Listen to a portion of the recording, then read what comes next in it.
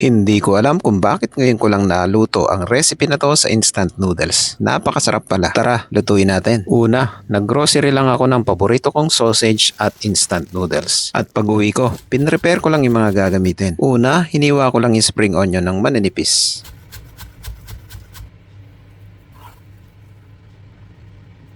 At isusunod na nating chop-chopin yung bawang.